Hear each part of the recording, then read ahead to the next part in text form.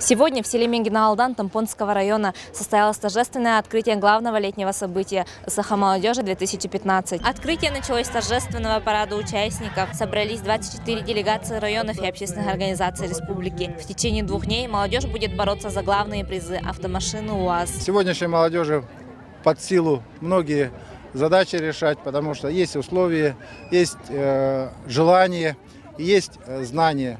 Пусть сегодняшний наш национальный праздник сплотит молодежь республики и, конечно же, придаст новый импульс развитию молодежного движения.